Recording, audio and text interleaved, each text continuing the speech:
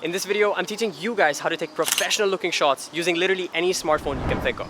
Now these tips and tricks work for pretty much any smartphone on the market, but for the sake of this video, I'm using the most budget smartphone I could find, which is the newly released Redmi 9T. This kind of showcases that it doesn't really matter what the price of the phone is if you know what you're doing. So, let's get started.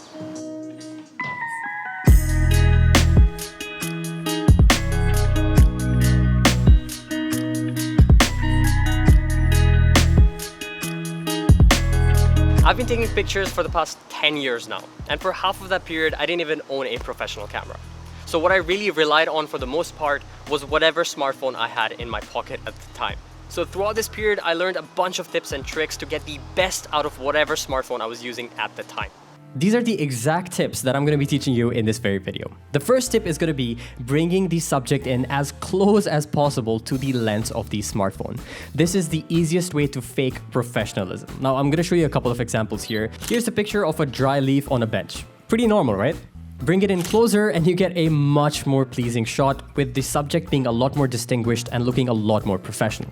Same with this picture, just a general picture of a rock, nothing special here. Bring it in closer, you get a nicer background blur which looks a lot more professional and your subject is more distinguished. Applying these same techniques for other pictures as well, you get a nicer, blurrier looking background which is considered professional generally and a nicer image overall. The second tip is going to be using accessories. My favorite accessory personally is using a macro lens externally. This basically allows me to get the maximum focusing distance as well as max resolution supported by the device. For the Redmi 9T, for example, it's a 48 megapixel camera, which is a lot of resolution. If you focus that in and turn that Ultra HD mode on, you get so much more detail, guys. This is absolutely insane. Using the max resolution with the closest focusing distance, you can get insane results. No one would know it's taken with a phone if you do it correctly, and that's what I recommend. I've done a dedicated macro video for this. You guys should definitely check that out if you're interested in that aspect of it. I'm gonna link it up.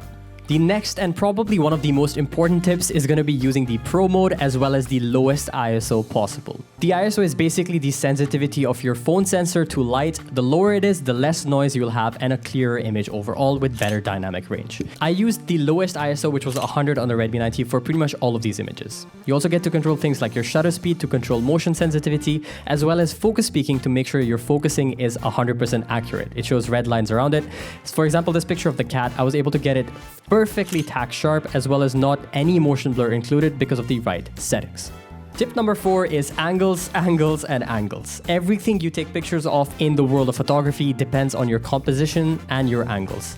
Whatever lens you use, whatever perspective you're using has to be well thought out before you take a picture. Always look at different perspectives and angles to figure out what works the best. For example, if you're taking a picture of a nice little scene there and you want to draw attention to a specific subject, just moving your angle a little bit gets you a lot more of a dramatic shot with a lot more focus on your subject as well as making it look a lot more dramatic. So this picture, for example, if I took it this way, pretty nice. But if I want to bring focus to the sand little thing built at the bottom, we can make it a lot more focus-based and look a lot nicer. Your composition really pretty much defines how your image turns out. The angles that you choose can really change the dramatic effect and make the image look a lot more professional overall, giving you a lot more balanced images and look a lot more professional. The final tip is going to be your lighting. Lighting is your best friend, and the more light you have, the better images turn out. Smartphone camera sensors are generally really tiny, so the more light you give it, the better. Most of the pictures I shot in this video are at sunset or in direct sunlight. Always use that to your advantage. So that's about it. That's how you can take professional looking shots using the Redmi 9T or pretty much any other smartphone for that matter. Use these tips and tricks to improve on your photography and you'll be taking those dope-ass Instagram shots in no time. Thank you guys for watching. If you want to see more content like this where I break down how to take professional looking videos or how to edit your pictures and videos, make sure you subscribe to the channel as well, and I'll see you again in the next video.